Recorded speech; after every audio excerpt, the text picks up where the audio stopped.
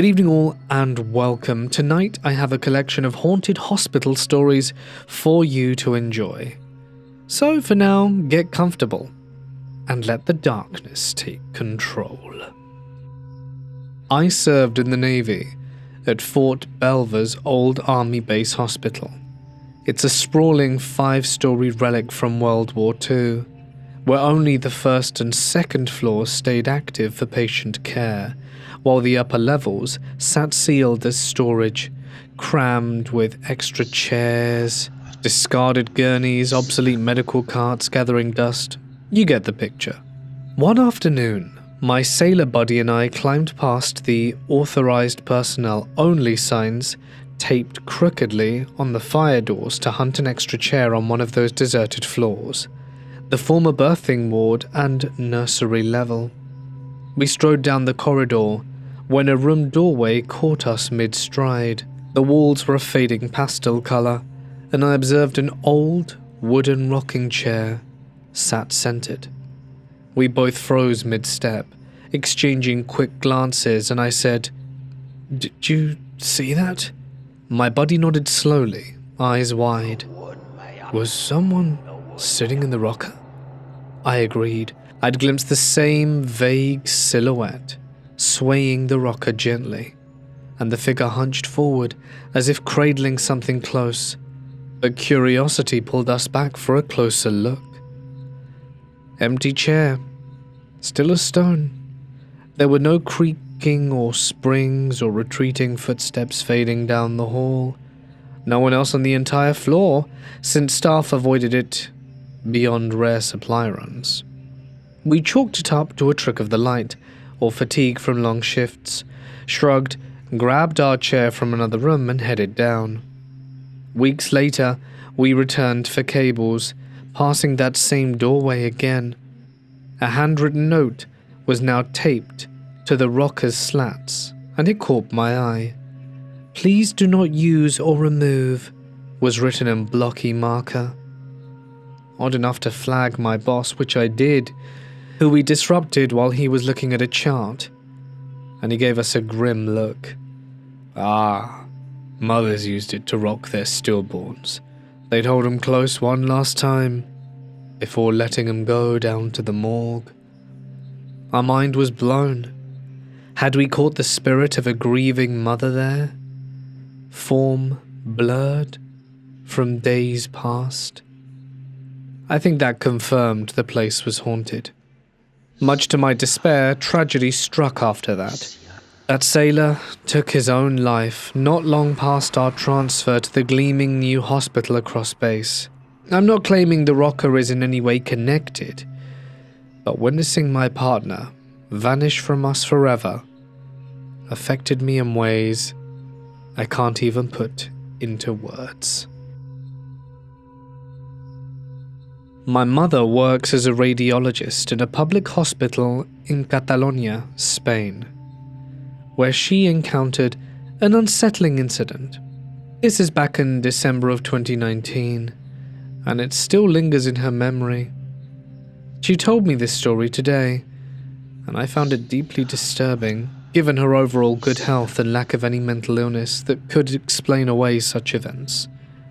So her friend had just finished a mammography in the imaging area, so my mother stepped into the adjacent room 4 to review the images on the computer, while closing the heavy lead-lined doors behind her to block any stray ionizing radiation from reaching the hallway beyond.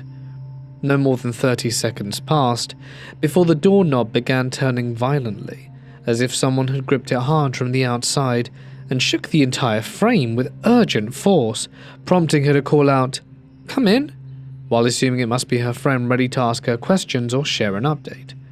But the knob kept rattling insistently, despite her shout, leading her to yell even louder, "Come on in," with growing irritation at what suddenly seemed like rudeness from whoever stood still just beyond the barrier, until she suddenly remembered her friend could not possibly be there, since she had only just begun putting her clothes back on after the procedure, with no time elapsing for such a quick exchange.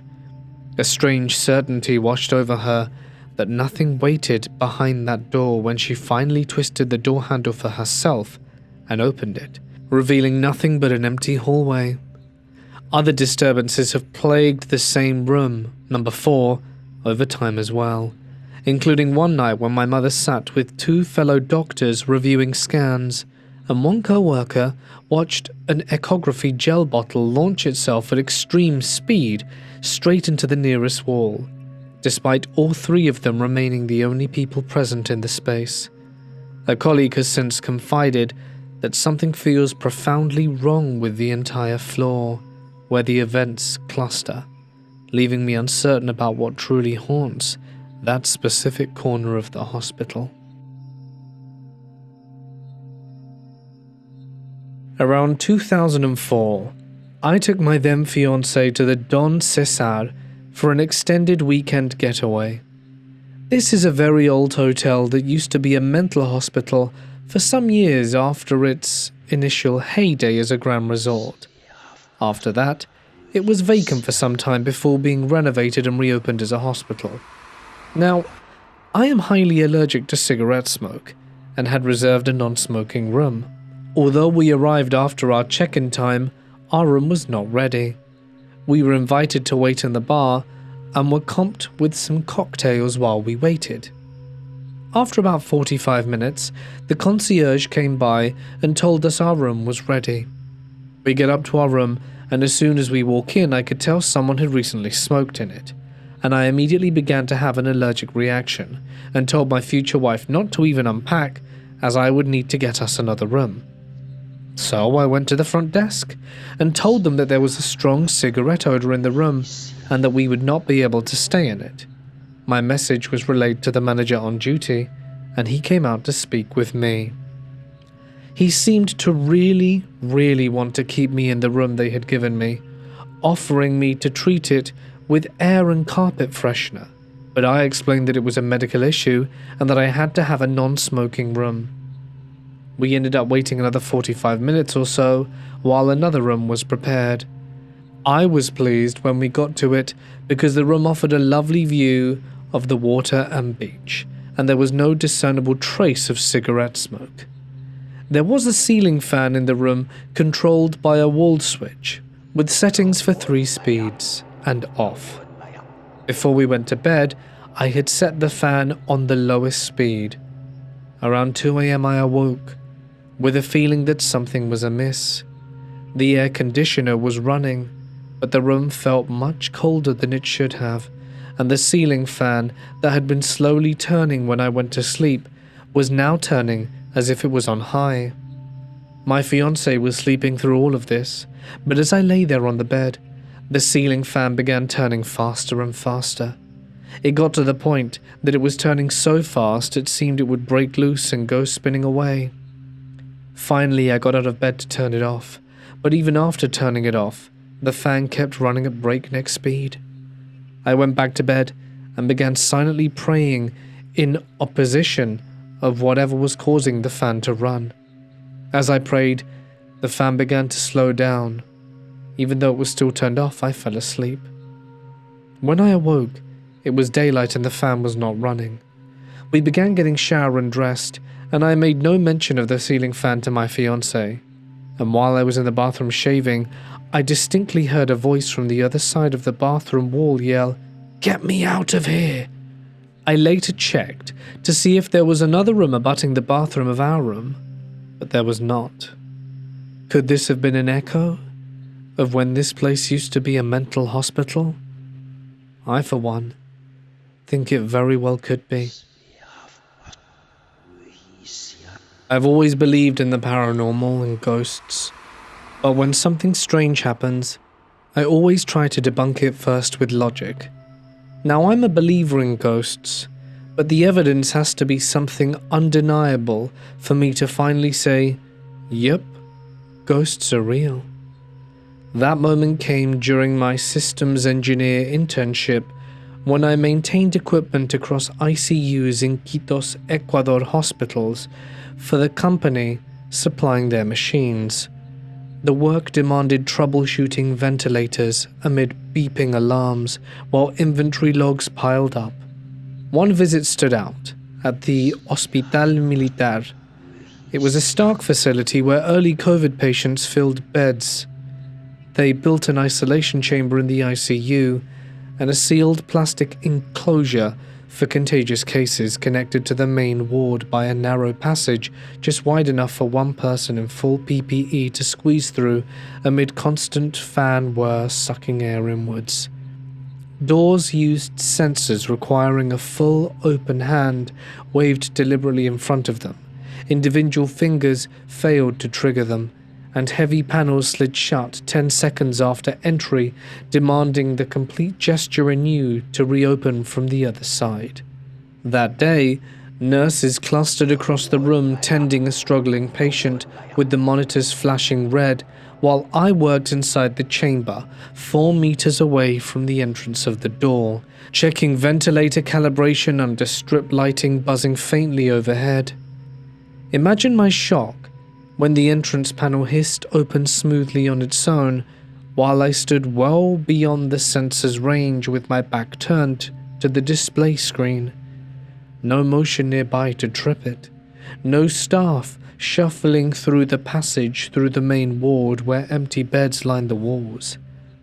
The door stayed ajar the entire time I finished diagnostics, and I packed my toolkit amid the steady whoosh of the negative pressure fans. No doctor or nurse occupied the room to wave a hand throughout. Everyone focused opposite me on that critical case. I brushed it off as a sensor glitch or faulty wiring, which was common in a rushed pandemic installation.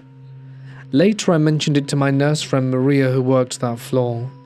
She confirmed recent maintenance verified all gates perfectly with no faults logged, and her night team reported ventilators powering on solo with sudden beeps, and the laughter of children in the distance echoing from places where there were no one. They all agreed those strange occurrences surged strong right after the COVID patients started dying one by one. Feel free to share your thoughts or opinions on it. I'd love to get other perspectives. I worked night shifts as the sole on-site doctor in a small rural district general hospital, covering both medical and surgical wards while clerking admissions from the emergency department through a long corridor built into the hillside where the ED sat at ground level, but the wards descended into the cool basement spaces at the far end.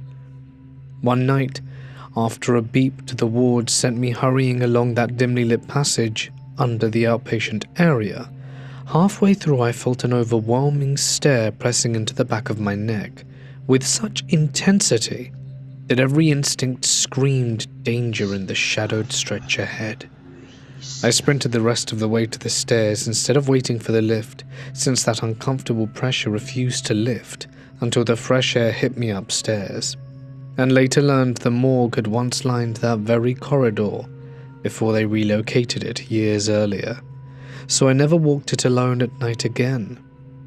There was another night in the ED. A critically ill man from the Clinical Decisions Unit arrested and passed at around 11 p.m.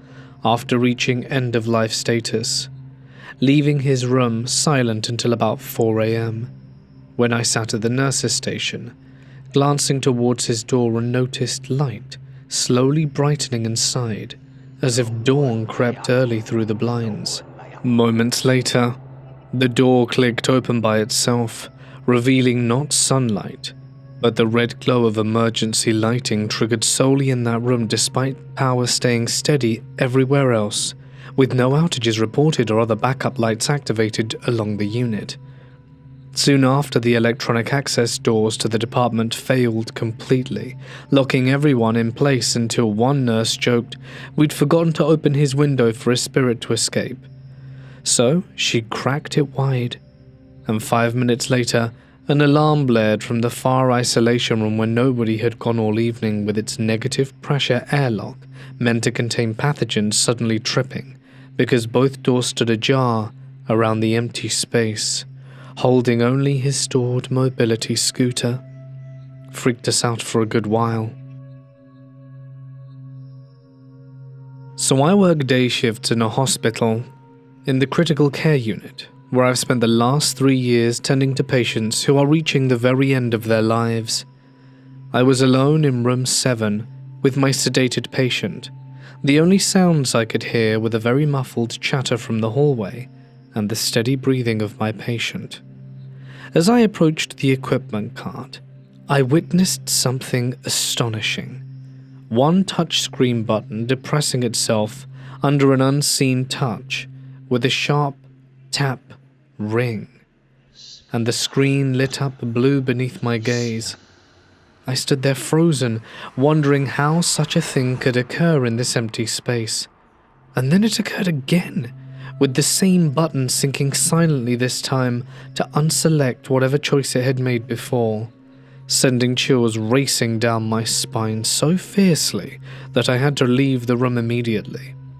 Tonight, exactly 1 week later, I walked alone down the main hallway after shift change, with my footsteps muffled slightly by thin carpet strips lining the baseboard, when a whisper sliced from directly behind me, saying, "Hey," in a voice that made me assume I overheard a co-worker trailing at a distance.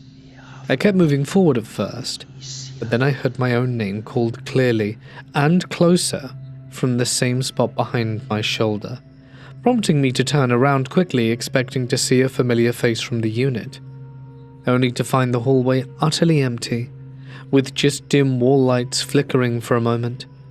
As you can imagine, it left me profoundly freaked out. I think our hospital might be haunted. My pediatrician is a very chatty guy, and we got on fairly well. Whenever I've gone to see him with one of my kids, we usually end up chatting for a little while, usually eating into the next appointment. This was one of those times. I'd taken my kid in for the routine checkup, mostly to get them weighed and for them to make sure that they are up to date on all their vaccinations. When I look at the doctor and ask him, in a quite jovial manner, why he looks so tired, he kind of looks to the side, despite being in his own office, and goes on to say, Do you believe there's something after death? I nod, and he goes, Well, the thing is, I wouldn't say this to any other patient, but I was up at 3 a.m. this morning.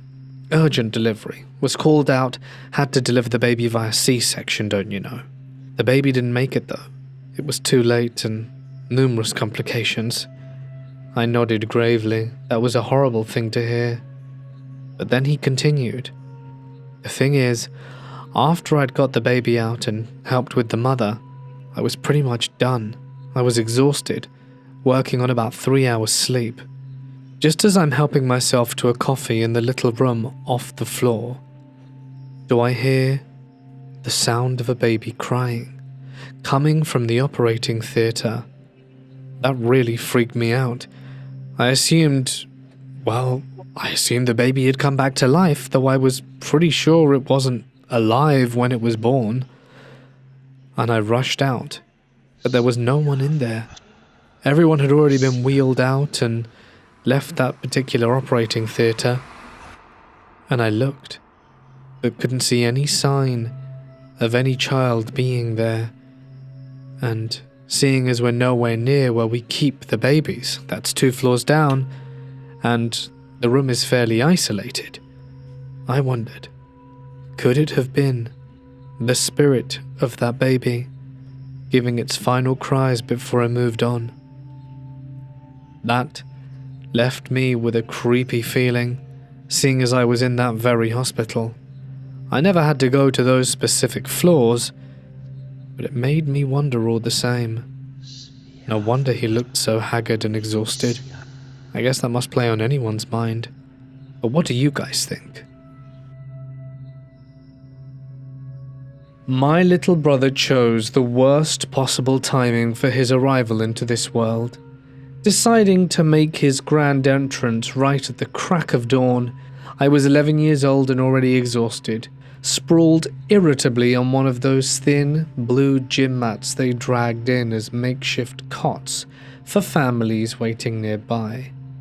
It's a rubbery texture sticking to my sweaty arms while the room hummed with the pre-delivery tension. I could hear the care team bustling in a stainless steel cart loaded with equipment, with the nurse announcing matter-of-factly, "We're about to break your mother's water," prompting everyone to scrub up at the deep sink basin mounted on the wall near the door, its chrome gleaming under the light while I sat up groggily on my mat, my brothers and dad positioned right behind me. To set the scene perfectly, picture those old hospital faucets with the oversized wing-shaped handles designed for quick elbow activation during busy shifts. This one had exactly that setup: large, curved levers in brushed metal labeled hot, cold, and above a deep porcelain basin splashed with lingering soap suds from prior washes. I swear on everything, as we watched the team assemble amid the rustle of sterile drapes and gloved hands snapping into place, the cold water handle began to slowly turn on its own, with a faint metallic creak, unleashing a steady stream gushing into the sink, while my jaw hit the floor alongside my brother's dad, both of us frozen in slack-jawed awe, awaiting to see what came next. Details blur slightly after all these years, but I'm fairly certain the soap dispenser beside it was the manual push-lever kind mounted low on the tiled backsplash. Next thing we knew, it depressed itself inward as if pumped by an invisible elbow, squirting a perfectly foamy dollop of pink liquid soap that splattered messily onto the wet floor below with a slippery splat. The faucet stream ran strong for another few seconds, swirling the soap into frothy edges down the drain, before the handle rotated back, counterclockwise entirely by itself, with that same deliberate creak clicking off precisely, as if someone had finished washing up and stepped away into thin air. No human figure occupied this space, yet right when the wall-mounted paper towel dispenser kicked alive, its red sensor light blinking on unprompted above the stack of folded white sheets, dispensing one crisp towel that fluttered free before something unseen ripped it loose mid-air, sending it drifting gently to the floor like a feather in a breeze. My brother's dad finally broke the stunned silence with a hoarse, "What the hell did everyone just see?"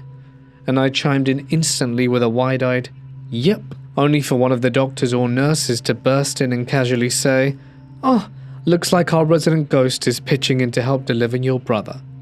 They shooed me out of the waiting area with its hard plastic chairs and vending machines just as they wheeled Mom into position, and my brother arrived healthily. I've never witnessed anything remotely like it again in all these years, but I'm endlessly grateful for those witnesses who saw the exact same thing that I did unfold.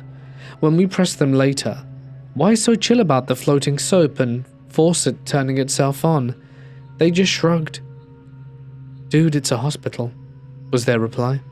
Fair enough. My mum started as a lab tech at one of her first hospitals. One particular doctor there had gained a reputation among the staff for frequently barging into the lab unannounced. He would yell at the techs to hurry up with their tests no matter how backed up they were. She was still pretty new at that point, and didn't yet recognize every face among the rotating shift of doctors and specialists who came through. One day, she drew the short straw and ended working up alone in the isolated blood bank section at the back, with nothing but liters of blood for company. She focused hard on the urgent stack of tests piled on the counter before her, each labeled slide and tube demanding precise handling amid the constant whir of centrifuges spinning in the background, when out of nowhere, she felt a prickling sensation of someone watching her intently from just a few feet away. She glanced up quickly and spotted an older bald man standing silently in the doorway, his expression calm but unreadable.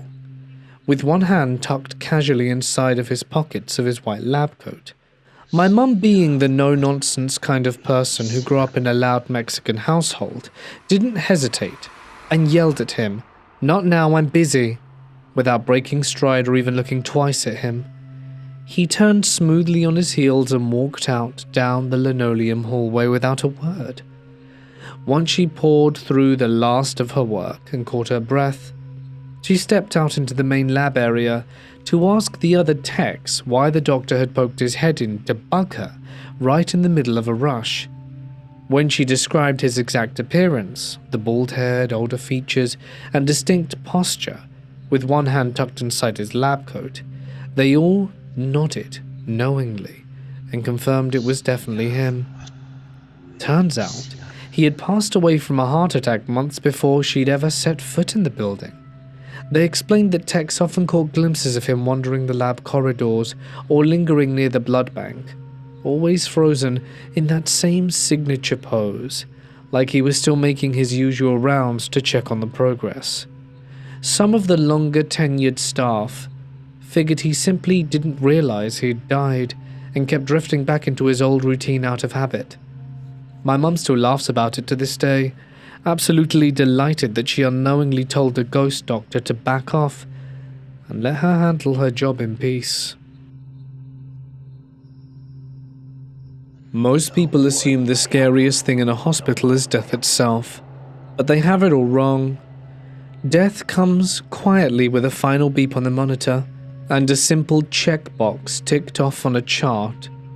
The real terror starts with what refuses to stay dead. Things that linger in empty rooms, that move the privacy curtains when no one's there. I pulled night shifts as a nurse on 4 East, the ward everyone called the dumping ground for patients that were too unstable for regular floors, but not critical enough to warrant ICU yet. Its long hallways, lined with beeping monitors and rolling IV poles, cast jittery shadows under the dimmed overheads. That's where I met Mr. Garrow in room 412. He was a retired factory foreman with a gravelly voice and calloused hands. His constant fear of dying turned the call light into a weapon that he mashed relentlessly to keep someone stationed beside amid the drip of his sailing bag. He figured that if one of us was standing there, it would ward off the end, buying precious minutes in that narrow bed. He died anyway, on a Tuesday at exactly 3:42, flatline piercing the quiet pre-dawn hush. I zipped the heavy black body bag myself. As I knotted the toe tag around his stiffening foot, hefting the cold, dead weight onto the morgue cart with 2 orderlies, while whispering, "Goodbye, Mr. Garrow," as elevator doors slid shut with a pneumatic hiss. An old superstition drilled into new nurses is to close the door firmly on the departed. Back in room 412 for post-mortem cleanup, the space stood officially vacant, with monitors silenced and sheets stripped crisp for fresh linen. So I whipped down the vinyl mattress, slick under my disinfectant spray, coiled the call light cord neatly, clipped the remote to the chipped headboard, flicked off the light, and pulled the door shut behind me with a soft latch. Exactly 1 hour later, at 4:42, the console in our station chimed sharp through the handover chatter. Room 412, normal call. My charge nurse leaned over, face paling under the desk lamp's glare. "That's impossible. You cleared it yourself." The hallway air thickened like wading through invisible syrup as I retraced my steps past empty rooms with doors ajar and monitors glowing standby green, pushing into 412's darkness. The call light remote lay abandoned dead in the center of the mattress, cord taut as if dragged there by something crawling low across the sheets. As I stared at the red button, it depressed itself with a deliberate click. We tried everything to see how it could have got there by itself, but there was no logical explanation. 5 minutes later, the console flared again, room 412 staff assistance. That code demands a physical body inside pressing the override button on the wall panel. It's a deliberate emergency. It cannot be a pull malfunction. Alone down that stretching hall, room 412's air hung stagnant. Reaching for the wall switch amid the headboard's chipped paint, a rasping wheeze scraped from the pitch-black bathroom beyond its half-open door. "Nurse," it croaked through the void. "You tied the tag too tight." That's when it hit. The call light wasn't broken, it was bait, and I'd walked straight into the snare. I ran out screaming, and that is what made me quit nursing. I work at a hospital which I'm not going to name for privacy reasons. It's an older facility that was once bustling with patients across multiple floors, but now mostly shuttered after a buyout left only the ER and psych ward operational, where I handle night shifts. Everyone on staff knows about our resident ghost, who we've all nicknamed Greg, a persistent presence blamed for triggering call lights in the long-abandoned patient units upstairs. He's notorious for locking doors with sharp clicks that trap staff mid-supply run, knocking charts and following people closely back, breath hot on their necks, as well as contributing to footsteps behind people, and when you whip around, there'd be no one there. Tonight marked my first personal run-in during a late 9:30 p.m. supply grab in one of those deserted units. The air was thick with disuse and faint mildew as I rummaged carts for linens and meds under a single buzzing bulb swinging faintly overhead. Footsteps approached slowly from the crisp hallway, but when I glanced up there was nothing, just dim exit signs glowing red at each end. Then a call light blared from the room directly across, red glow pulsing through its half-open door, where an empty bed frame sat stripped bare amid tangled sheets shoved to one corner. I crossed quick, silenced it with a beep, grabbed my final stack of gauze and turned for the exit, only for it to flare again, with an insistent chime cutting the quiet. "Crap, it's really Greg," I muttered to myself as I trudged back in. "Dude, cut that out, it's too late for games."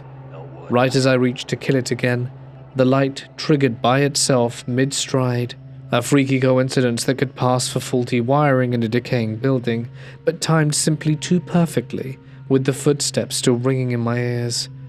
No chills or dread hit me like how others describe. I personally feel that Greg has just reminded us that he's still about. My dad was in the ICU for heart failure. At the end, the machines were the only thing that were keeping his heart moving, so essentially we were just waiting for the doctors to call it. The hospital morgue is in the basement, and has undertakers waiting should people need their services. When it was time, the undertaker took my dad, and we went with him to sort out the paperwork. When we entered the morgue, we were led to an office space. I was very upset that there was an overwhelming smell of smoke, the kind that fills your nostrils and simply doesn't go away. I thought it was very unprofessional to smoke in an enclosed space, and a hospital to boot, but my mother and brother were unfazed, so I bit my tongue. On our way home, I complained about the smell to them, and they were very confused about what I was talking about. Now, my mum has a very, very sensitive nose, and absolutely hated the smell of smoke, particularly the smell of cigarettes. Dad would sneakily smoke before coming home, and Mum would smell it the minute he came through the door. There was no way she hadn't smelt smoke in that room. And my brother has asthma, and that kind of smoke would have sent him reeling. Yet they both hadn't smelled anything. And in hindsight, smoke that strong would have clung to clothes and hair. We were in the room for over an hour. We should have reeked. We had to go back to the office a few more times, and there was no smell of smoke on the premises, nor the people working there.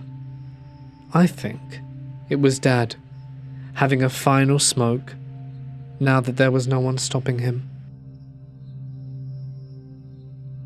I spent 24 to 48 hours as a patient in the hospital cardiology ward following a routine heart ablation procedure, tethered to a nest of monitoring wires snaking across my chest and a catheter still in place that left me strictly ordered not to move even an inch from my elevated bed. Completely incapacitated, with my body locked rigidly under the thin hospital sheet, I stared at the privacy curtain drawn halfway around my bed frame, its fabric blocking any view down the dim hallway lined with the closed patient doors and flickering exit signs casting red pools on the scuffed tiles beyond. Late into the night, when the ward fell eerily quiet, save for the distant hum of machines, I heard the most horrific sound drifting closer up the hallway. A wet, gargling struggle for breath, like drowning lungs rattling with phlegm and desperation, each labored rasp dragging longer than the last, as if someone clawed for air in their final moments. The noises grew agonizingly vivid, a person choking on their own fluids with frantic wheezes and gurgles that twisted my stomach into knots while I lay helpless, straining against the wires pinching my skin and yelling mentally for help, since my voice barely carried past the curtain's edge into the apparently deserted ward where no footsteps hurried to intervene. This went on relentlessly for at least 30 minutes, the death rattle wandering slowly past my room, with wet hacks echoing off the high ceiling before fading down the corridor towards the nurse's station, leaving only ringing silence while I craned my neck uselessly against the pillow, desperate to glimpse a struggling figure stumbling through the shadows. Finally, a nurse bustled in with her cart, rattling softly over the threshold, clipboard in hand, and stethoscope draped around her neck as she checked my vitals. Heart still pounding from the ordeal, I blurted out urgently that they needed to rush and check on the patient down the hall, who sounded like they were dying right that second, drowning in their own throat. She paused, with the blood pressure cuff halfway around my arm. Her expression was calm, but eyes widening slightly, then replied in a matter-of-fact tone that I was currently the only patient admitted to the entire heart ward that night, and no one else could access the secure double doors without a staff badge swipe. So what the hell was I hearing? My family visited my wife's cousin in a northern Peninsular Malaysia hospital maternity ward. It was a 6-bed room. 5 beds held new mothers propped on pillows with flowers waiting on 9 stands, loved ones clustered around, and plastic chairs had been dragged from the hallway. You could hear voices overlapping in warm chatter. My cousin occupied the middle bed, smiling through fatigue with her newborn bundle nearby, while the end bed nearest the window bustled with visitors too. It was a grandmother fanning herself with a newspaper. Opposite that occupied bed sat the lone empty one, and amid the lively talk of names and first cries, a young girl no older than 7 perched on a stool by the last bed and suddenly burst out sharp, "Leave my auntie alone," jabbing a small finger towards a spot hovering just above the vacant mattress.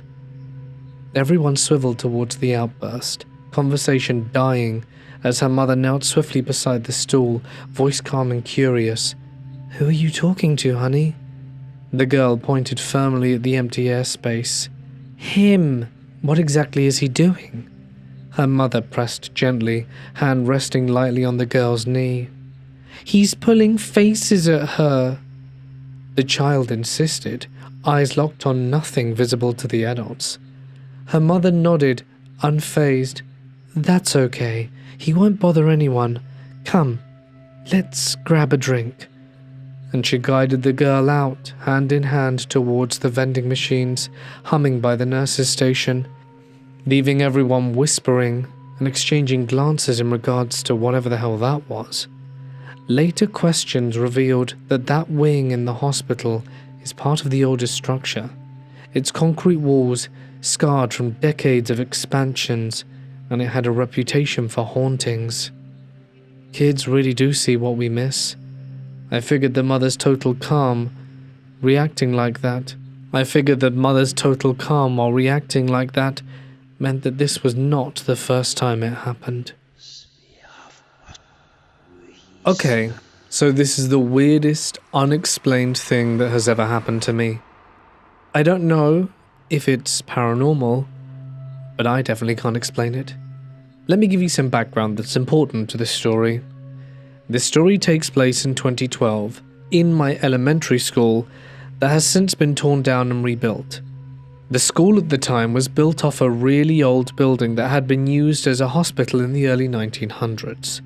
The basement of the hospital is now used partially as a storage room and part of the special education room. I had an IEP, individual educational program, and my 6th grade teacher would allow me and my friends who also had it to go down there and get my work done sometimes. Anyway, now to the main story. So on this day, a close friend and another classmate and I were assigned a group project together.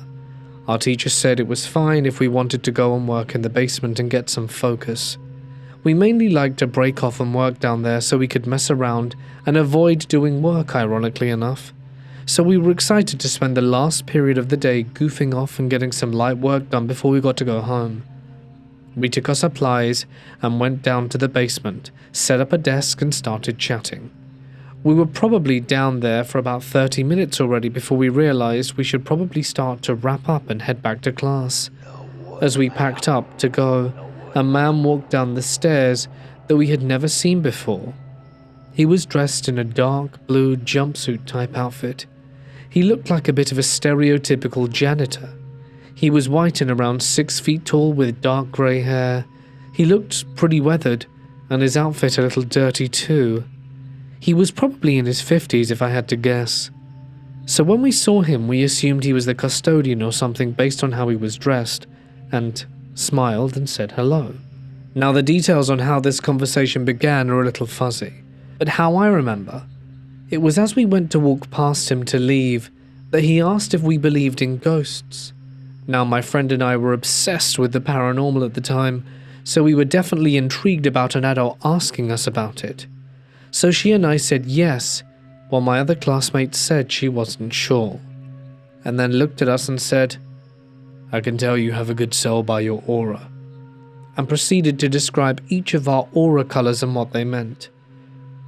My good friend, who was also into the paranormal, was really chatting and engaging with the man about what he was saying. My classmate definitely seemed intrigued, but was a little more hesitant to speak.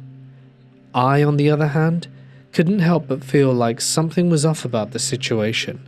The guy honestly seemed a little nuts, and went on to talk about his wife and how she was able to fly around the world using astral projection. I honestly had never heard of these kind of things before. We probably stood there talking to him for a good 10 to 15 minutes before the bell rang, and we realized we needed to get back to class. We thanked him for sharing his spiritual wisdom with us and left. My friend was all excited, talking about how cool the guy was. I thought it was interesting, but because of my weird feeling about it, I wanted to talk to our teacher about it. So when we got to class, we told her what happened in the basement and what the guy had told us. Let's just say she had a logical reaction of being confused and concerned about this strange situation. She told us to go talk to the school secretary and asked if there are any substitute janitors working today, since none of us recognized him. So she went off to the secretary's office and told her the same story and asked her if she knew who the guy was. She looked shocked and said she had no idea, and not to freak us out, but said she'd look into it. I could tell based on her reaction that no one with that description could have been in the school that day.